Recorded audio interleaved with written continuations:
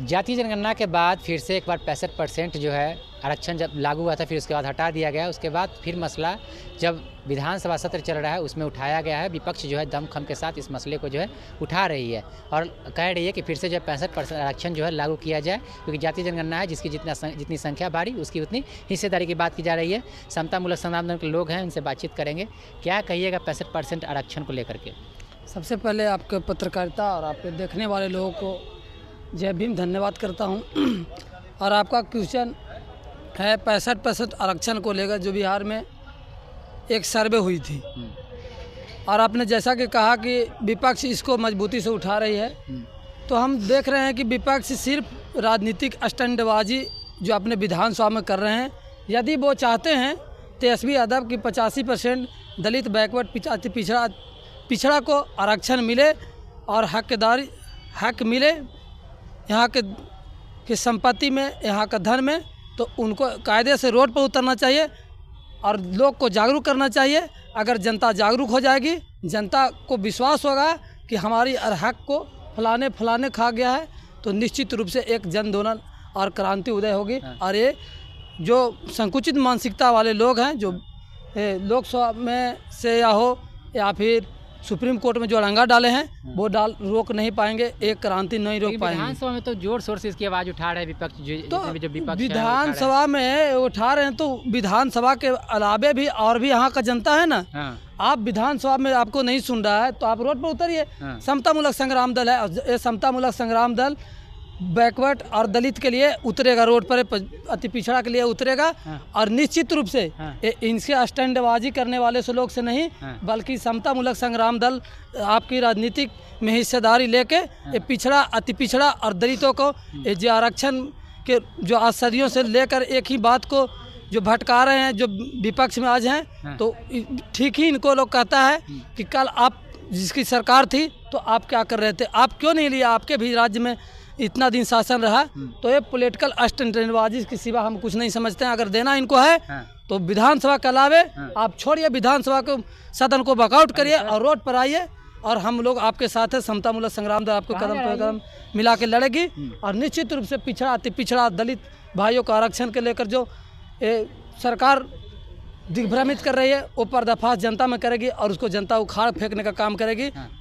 ये हम इनका विपक्ष के नेता को कहना चाह रहे हैं। क्या कहिए सिपाही जी, एक तरफ जो है यह बोला जा रहा है कि 65% आरक्षण जो है एक तरफ दे दिया गया था, फिर हटा दिया गया। अब जो है विपक्ष इस बात को उठा रही है, अब ये कह रहे कि स्टंटबाजी कर रही है सरकार, और एक तरफ जो लोग हैं वो बोलते हैं कि आरक्षण जो है दीमक की तरह जो है खोखला कर रहे हैं हमारे भारत को। क्या कहिएगा? जी बहुत बहुत धन्यवाद सर, मैं आप लोगों को, और मैं चैनल के माध्यम से सभी बिहार के शोषित, वंचित और दलित भाइयों को जय भीम।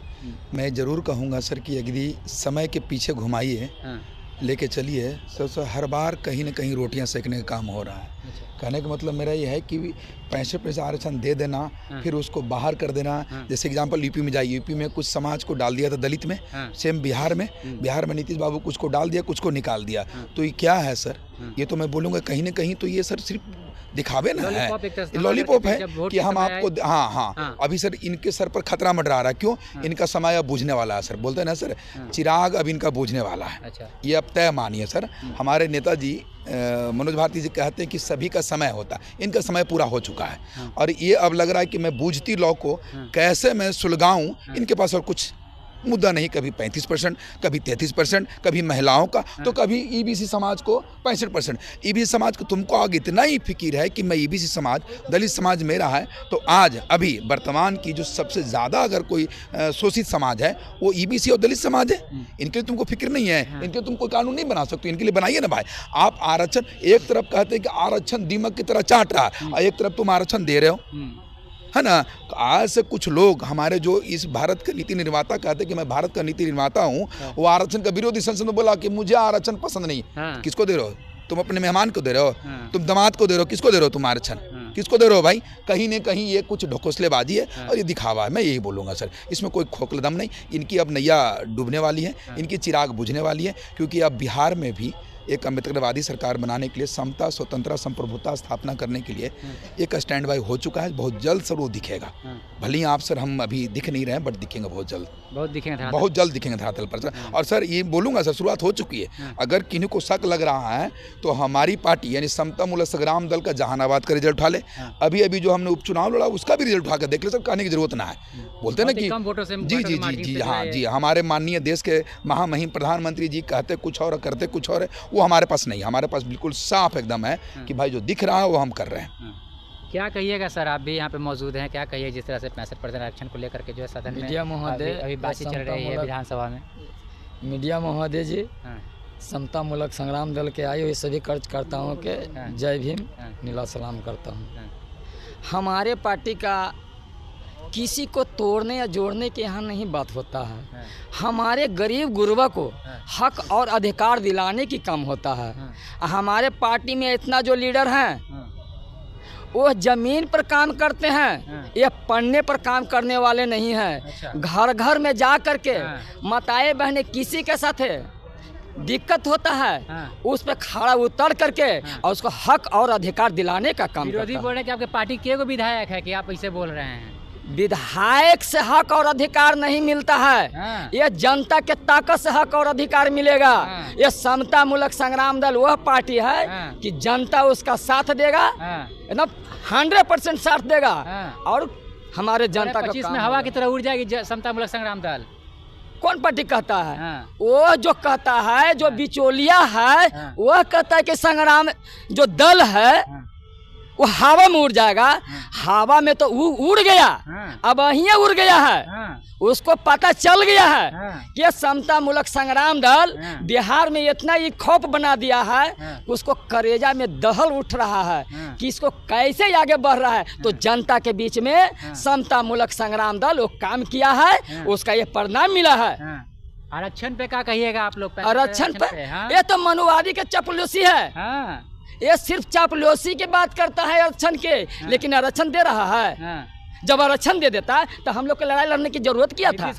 नीतीश कुमार जब इंडिया के साथ थे तो 65% आरक्षण आप लोग को मिला था, फिर वापस ले लिए। क्यों लिए? क्यों लिए? कारण क्या था?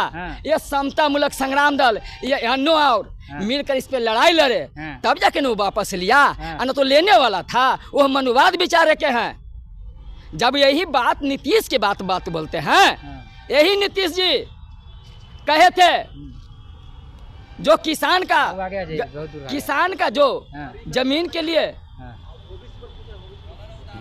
किसान को बोले थे कि बटाई बिल लागू, ये नीतीश बाबू ने बटाई बिल लागू किए थे। तो इस पर किसान लोग क्या कहा, हो हंगामा किया। इसका बटाई बिल क्यों नहीं नीतीश जी लागू किए? जब ये गरीबों के मसीहा बताते हैं तब इस पर हो हंगामा कहाँ हुआ था? यही पटना में कहते हैं कि सुशासन की सरकार है हमारी। सुशासन है, कुशासन की सरकार है। ये कहीं बता दे तो कहीं गए हैं? उनके थी गया है, लीडर भी गया है। मताए बहने का जो रेप बलात्कार हुआ है सो बोलते मेरे पुलिसिया फौज बिहार में एक्टिव है। पुलिसिया वह तो चोर चोट्टा है, वह चोर चोट्टा है, कभी वो पकड़ने के काम कर देता है? नहीं करता है। कैसे आप नीतीश सरकार को कर रहे हैं? यह समता मूलक संग्राम दल सभी को हथकड़ी लगाने के काम करेगा। अच्छा, 25 के बात बोल रहे हैं। 25 ने धमकी दे रहा है। 25 में उसको तो पर्चे कवारने के काम करेगा। 30 में हाँ, 30 में तो एक A to Z वहाँ पर हम लोग लड़ाई लड़के उसको लेने के काम करेंगे। सत्ता में नहीं रहेगा। क्या नाम हुआ आपका? मेरा नाम सहेंद्र कुमार हुआ। समता मूलक संग्राम दल के पटना जिला सचिव बात कर रहे हैं। चलिए।